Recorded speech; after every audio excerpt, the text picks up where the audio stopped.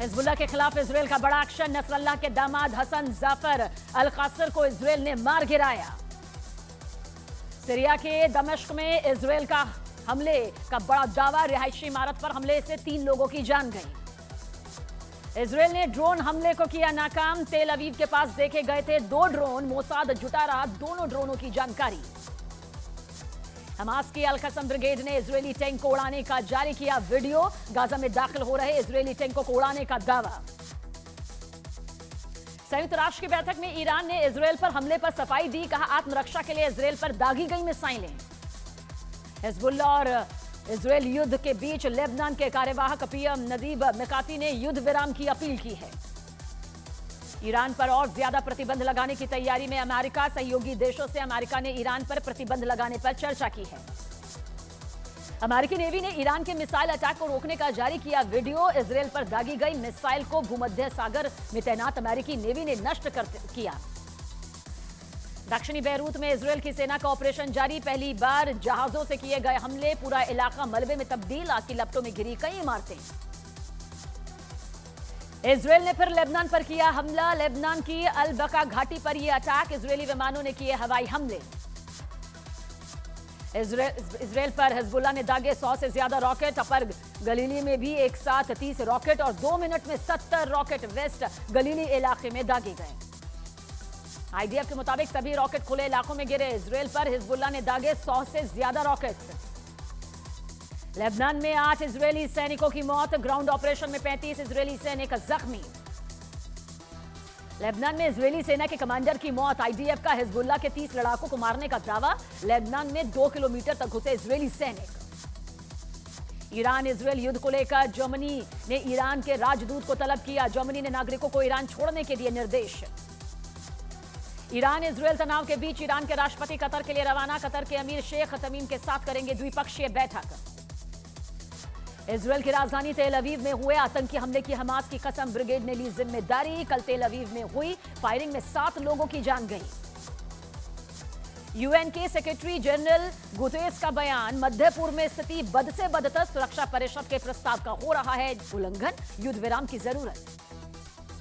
Iran Israel युद्ध पर G7 देशों की आपात बैठक हुई। G7 देशों ने इजरायल पर ईरान के हमले की निंदा की। इटली के पीएम मेलोनी ने बुलाई थी G7 की आपात बैठक। ईरान के हमलों पर इजरायल के पीएम नेतन्याहू की चेतावनी। बड़ी गलती कर रहा है ईरान। बड़ी कीमत चुकानी होगी। तेल अवीव में नेतन्याहू ने की सुरक्षा प्रमुखों के साथ बैठक। सुरक्षा मामलों से जुड़े सभी अधिकारी हुए शामिल। ईरान को लेकर रणनीति पर चर्चा।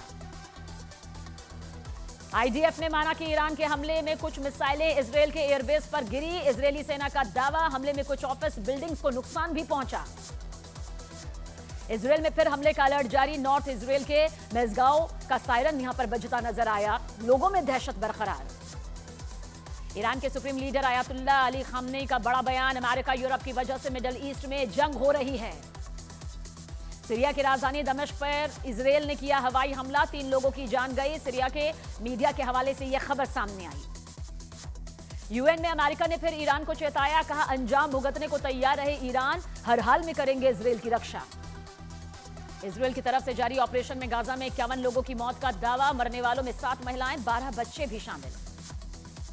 जापान के एयरपोर्ट पर दूसरे विश्व युद्ध के समय का रखा गया बॉम्ब फट गया। हादसे के बाद 80 से ज्यादा उड़ानों को रद्द किया गया। भगोड़े आतंकी जाकिर नाइक ने पाकिस्तान के प्रधानमंत्री शहबाज शरीफ से की मुलाकात। दोनों की मुलाकात की तस्वीरें भी सामने आई। पीओके के मुजफ्फराबाद में पाकिस्तान के खिलाफ लोगों का प्रदर्शन। बिजली के बिल और दुकानों के किराए बढ़े दामों को लेकर लोगों में गुस्सा। ताइवान के तटीय इलाकों में तूफान का कहर जारी। अब तक 8 लोगों की मौत। कई उड़ानें रद्द की गईं।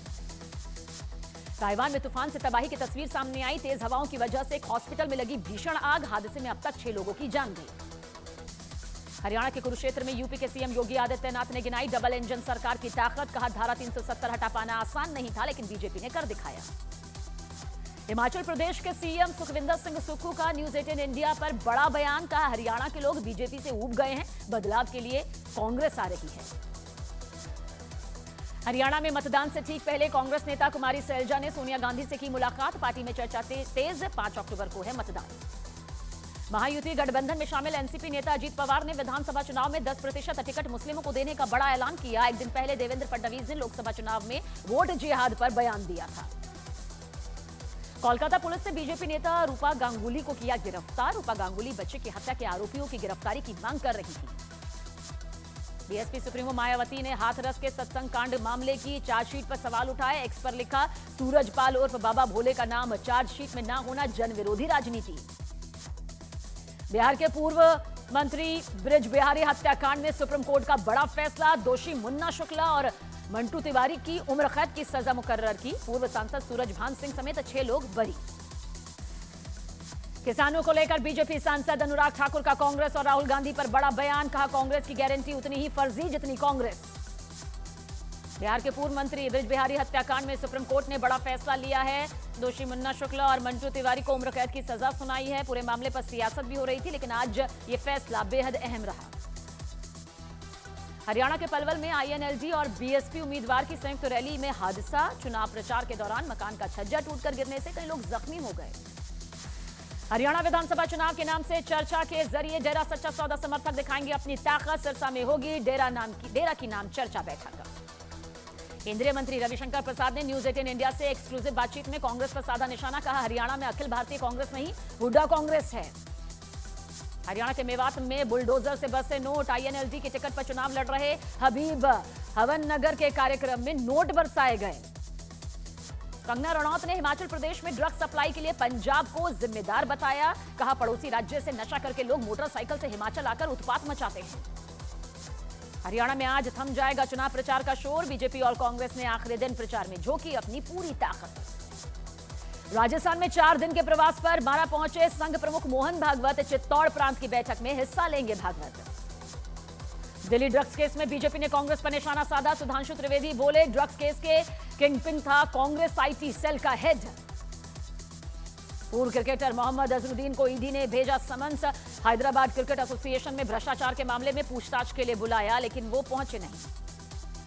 नेपाल में बाढ़ की वजह से कई इलाके बेहाल। करीब 100 घरों में बाढ़ के पानी ने तबाही मचा दी। बिहार के गोपालगंज में बाढ़ ने कोहराम मचाया। हजारों लोग बेघर, ऊपरी मंजिलों पर शिफ्ट किए गए लोग। बिहार के सुपौल में कोसी नदी ने जमकर तबाही मचाई। डीएम ने बाढ़ प्रभावित इलाकों का हवाई सर्वे किया। बिहार के दरभंगा और सीतामढ़ी में बाढ़ पीड़ितों को राहत सामग्री दी गई। बाढ़ प्रभावित लोगों के लिए राहत बचाव में वायुसेना जुटी हुई है। बिहार के सहरसा में कोसी नदी ने मचाई जमकर तबाही। पलायन करने को मजबूर लोग। बाढ़ पीड़ितों में बांटी गई राहत सामग्री। बिहार के शिवहर में बागमती नदी का टूटा तटबंध। निचले इलाकों में पानी घुसा, लोगों को बेहद परेशानी। आंध्र प्रदेश के विजयवाड़ा में बारिश के बाद जल जमाव से लोगों की परेशानी बढ़ गई। पानी भरने की वजह से जगह जगह ट्रैफिक जाम। बिहार के गया में फल्गु नदी में 5 बच्चों के डूबने से दर्दनाक हादसा। 2 बच्चों की मौत, 3 को निकालकर अस्पताल में भर्ती किया गया। बिहार के छपरा में गंडक नदी का जलस्तर बढ़ गया। छपरा के कई इलाके बाढ़ से बेहाल। निचले इलाकों में सबसे बुरे हालात। मुंबई में एक 4 मंजिला इमारत का कुछ हिस्सा गिरा। हादसे में दबे लोगों की रेस्क्यू कर जान बचाई गई।